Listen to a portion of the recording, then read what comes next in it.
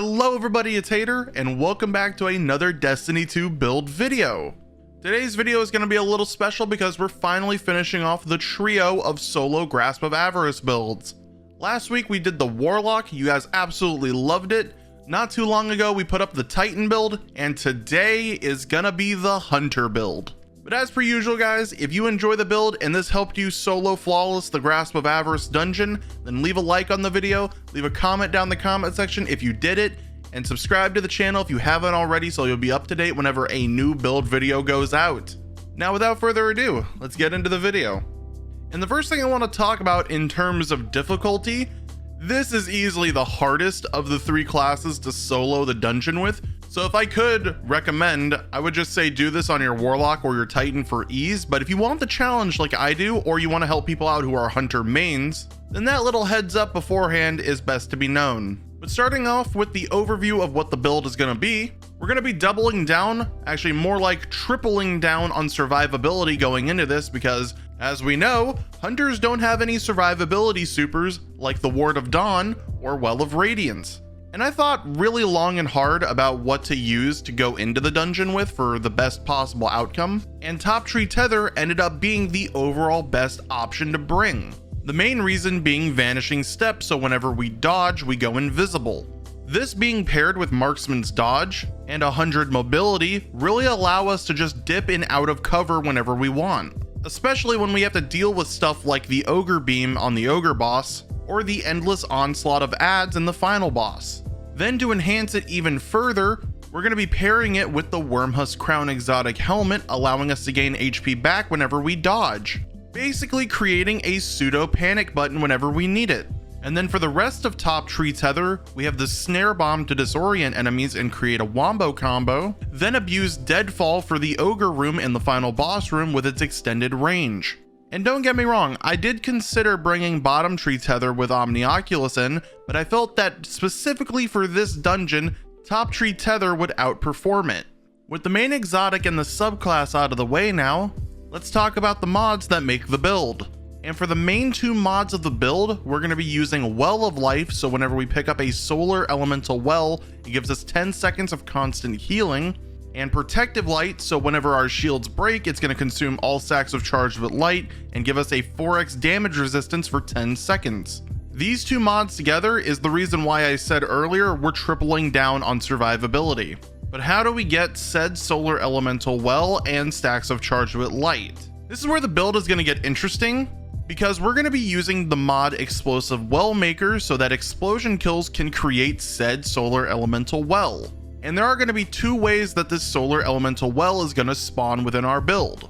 One of the ways is going to be from our tether because enemies explode after they take enough damage in it, and the other involves a weapon we'll be talking about in a moment. To get the stacks of Charge with Light, we're just going to be using the mods Elemental Charge and Taking Charge at the same time, so that not only does Orbs of Power gives us stacks of Charge with Light, but picking up our Solar Elemental Well will also count as a stack of Charge with Light, basically increasing the overall uptime on Protective Light in the long run. And that's basically going to be the major mods of the build. Let's move over to the loadout and talk about the weapons that we'll be bringing into this dungeon. And just like the other two videos, I want to preface that I personally don't enjoy talking about weapons for my builds, just because I want to make these as usable as possible to anyone. But because this is a build for a solo dungeon, I still have to talk about them because of how important they are to the build. However, for this loadout, we'll be using some of the easiest to earn weapons in the game. No random rolls here, all curated. And of course, I'll explain where to get them if you don't have them. In the kinetic slot, we'll be using a Night Watch with explosive payload. Any scout rifle with explosive payload will do, but this one specifically is the easiest in the game to earn because all you have to do is the New Light campaign. And when you pick it up from Shah Han, it is curated with overflow and explosive payload, allowing it to reach up to a 38 bullet magazine when you pick up Special or Heavy. Over at the energy slot, we're going to be using a Null Composure. This, as I mentioned earlier, is going to be our other weapon that can create the Solar Elemental Well, because when you pick it up from a Sacred Fusion at the Gunsmith, it comes with the perk Reservoir Burst, allowing the first shot in the magazine to deal more damage and cause enemies to explode on death, thus in the long run proccing Explosive Wellmaker. Though something I will mention is that Null Composure isn't mandatory to use, just a fusion rifle with Reservoir Burst. And if you've been keeping up to date with the Dawning right now, the Glacioclasm fusion rifle can roll Slide Shot and Reservoir Burst, which is in my opinion better than this. So feel free to experiment with any Reservoir Burst fusion rifle you have. Finally, over at the heavy weapon, we're going to be using Sleeper Simulant. This is going to be our key damage dealer in the entire dungeon because it is the hardest hitting linear fusion rifle in the entire game, sometimes even hitting over 125,000 damage a shot.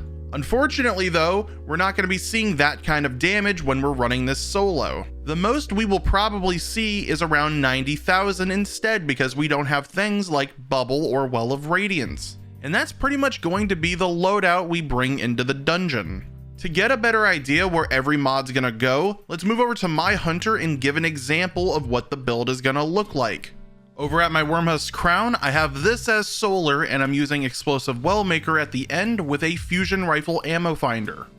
Next up on my arms, I have these as void. You could have these as any energy that you like. I'm using Elemental Charge at the end and both a linear fusion rifle and a fusion rifle reloader to increase DPS phases.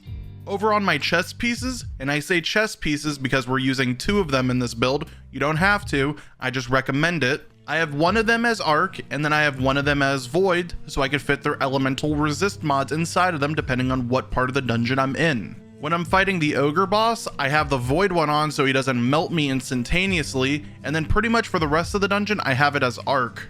And then at the end of both of the chest pieces, I am using Taking Charge so I don't have to worry about swapping in and out different pieces of armor.